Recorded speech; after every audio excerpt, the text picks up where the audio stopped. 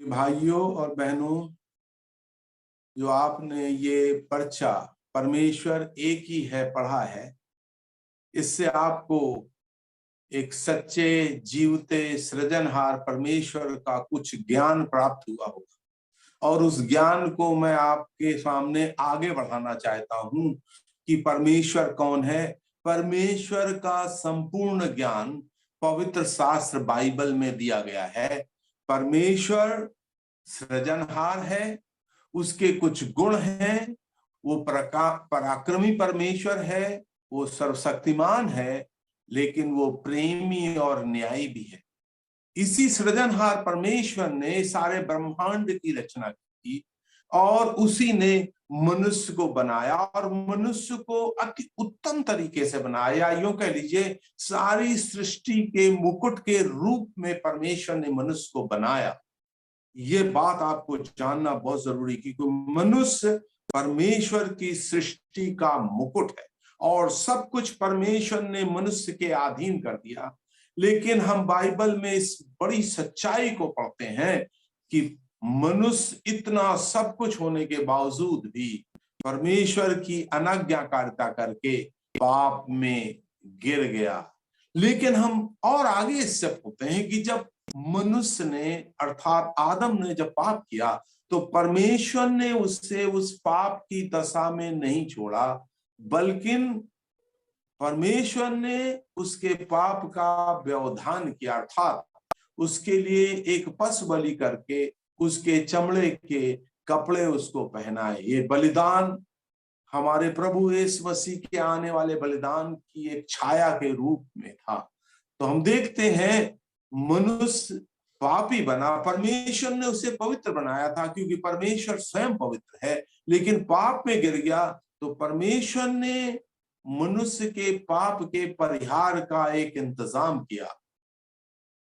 और पुराने नियम में हम पढ़ते हैं कि किस प्रकार से मनुष्य जब पाप करता था उसके लिए बलिदानों का हिसाब था कि लोगों को बलिदान चढ़ाने पड़ेंगे, व्यवधान था वहां पर। लेकिन नए नियम में हम पढ़ते हैं वो सारे बलिदान नए नियम में प्रभु यीशु मसीह के बलिदान के छाया के रूप में थे। नए नियम में हम पढ़ते हैं बकरों का बलिदान नहीं, परमेश्वर के पुत्र का बलिदान हम पापी मनुष्यों के लिए हुआ। हम पढ़ते हैं परमेश्वर ने संसार से, जगत से, इस दुनिया से इतना प्रेम किया।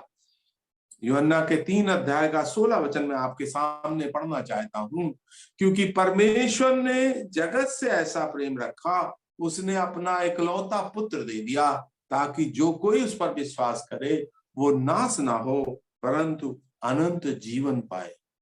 परमेश्वर ने मनुष्य से जो पाप में गिरा हुआ था प्रेम करना छोड़ा नहीं, और उस प्रेम को उसने अपने पुत्र के बलिदान के रूप में प्रकट किया।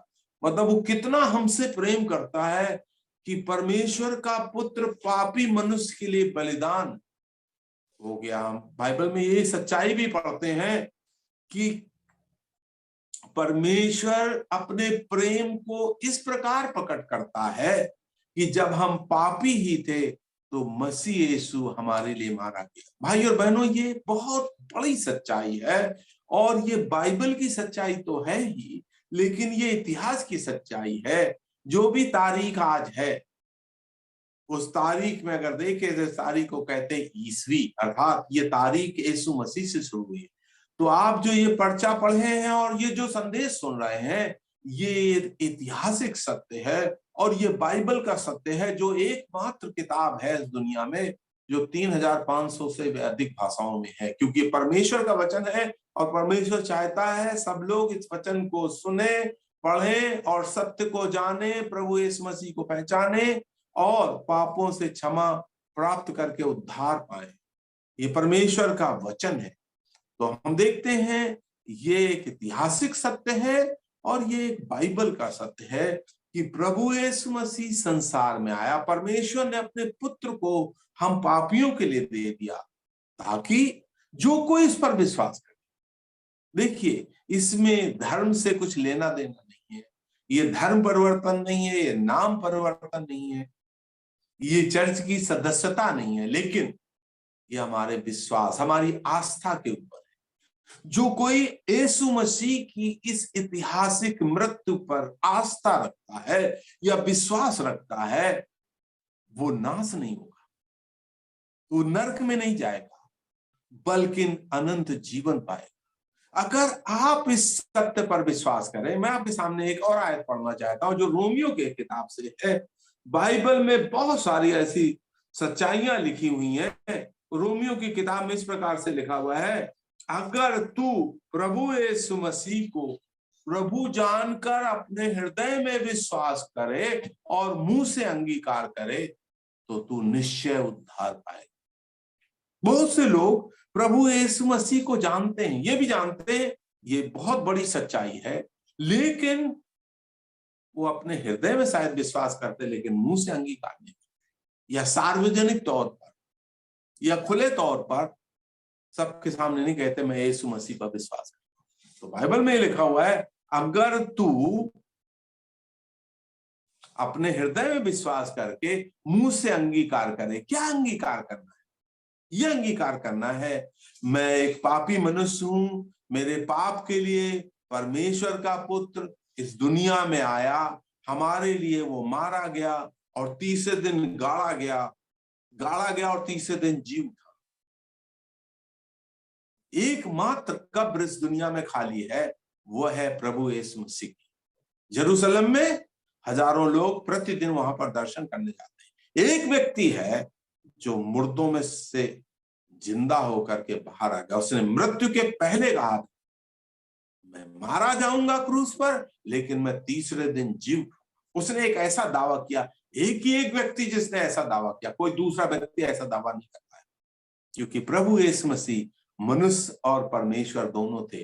मनुष्य के रूप में मारे गए, लेकिन ईश्वर के रूप में वो फिर जिंदा होकर के खड़े हो गए, और आज भी वो जीवित है। वो अनंत काल तक जीवित है, क्योंकि वो परमेश्वर थे, वो पवित्र थे।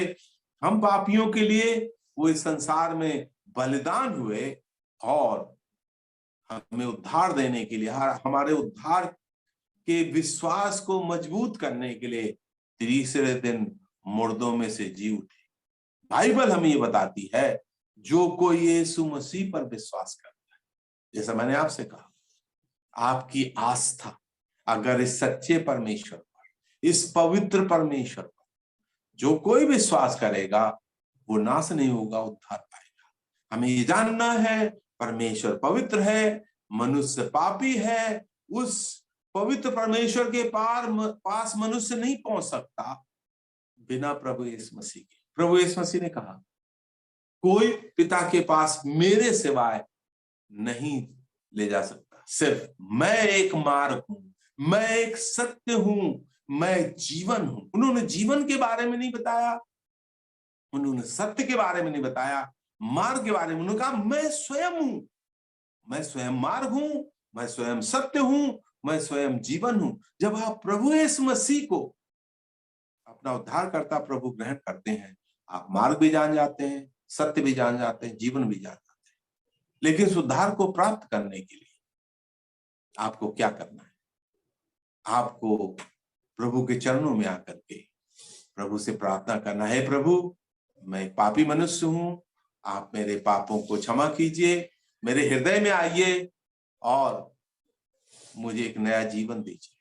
बाइबल में लिखा हुआ, जितनों ने उसे ग्रहण किया उनको उसने परमेश्वर की संतान बनने का अधिकार दिया, अर्थात जो उसके नाम पर विश्वास करते। भाई और बहनों, आप इस सत्य को अगर जान गए हैं तो ये आपका बड़ा भाग्य है, क्योंकि मृत्यु के बाद न्याय होना आवश्यक है। बाइबल में लिखा हुआ, मनुष्य को मरना और मरने का बाद न्याय होना, ये दो बातों से कोई भी इंसान बच नहीं सकता।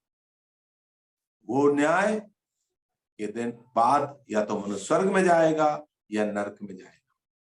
परमेश्वर ने ये पर्चा आपके हाथ में इसलिए पहुंचाया है ताकि आप सत्य जाने, सत्य को स्वीकार करें, प्रभु यीशु मसीह को अपना उद्धारकर्ता और प्रभु ग्रहण करें और उद्धार पाएं।